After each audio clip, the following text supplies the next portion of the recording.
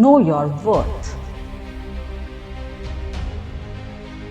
Once a young monk asked his master, "Master, what is the greatest value of my life?" The master smiled at him, but didn't give him the answer.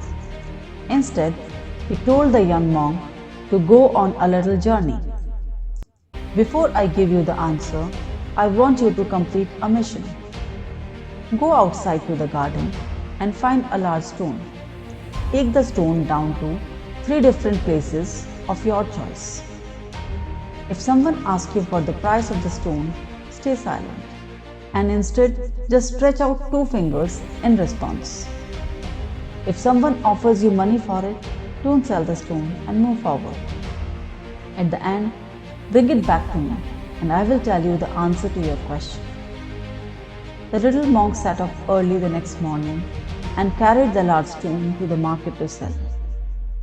The market was crowded that day, and all the people were very curious about the mysterious young monk and his stone. Suddenly, a housewife came over and asked, "How much are you selling that stone for?" The young monk stretched out 2 fingers. The housewife said, $20. The little monk shook his head and the housewife replied, "So it's $20. Well, okay, I have been looking for a good paperweight to use at home." My goodness, someone's willing to fork out $20 to buy this worthless stone, the monk thought. However, the little monk followed his master's instructions and keeping the stone cheerfully went away without selling. The next morning, he went to the museum. A group of curious onlookers stood whispering amongst themselves, "It looks like an ordinary stone. What's so special about it? There must be some hidden value, or why would the little monk bring it here?"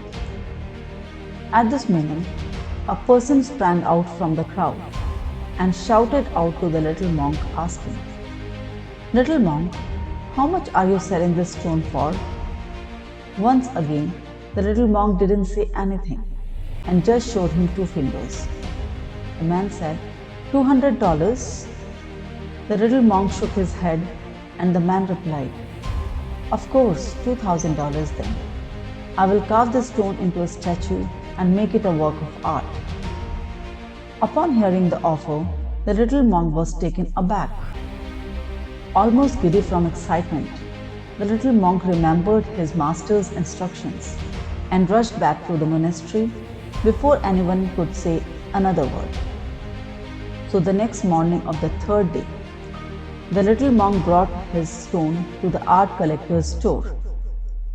One person asked him, "Little monk, what is the asking price for your wonderful stone specimen?"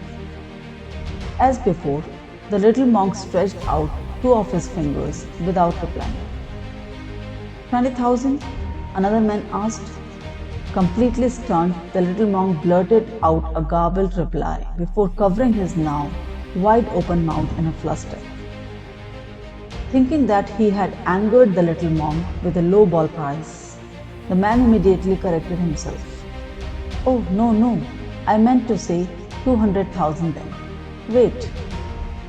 So stunned was the little monk that he picked up the stone and ran all the way back to the monastery, leaving the entire crowd in an uproar.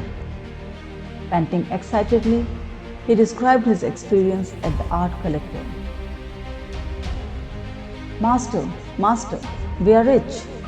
Someone just offered $200,000 for the stone. Surely, now you can finally tell me what the greatest value of my life is. Please." Smiling, the elder monk patted the young monk on the head and gently said, "My child, you have already discovered the answer to your own question. The greatest value of a life is just like the stone. At the market, you are only worth $20. At the museum, you are worth $2,000. But if you place yourself at the art collector, you are worth $200,000. So the value of your life is exactly where you place yourself to be. The decision is yours to make.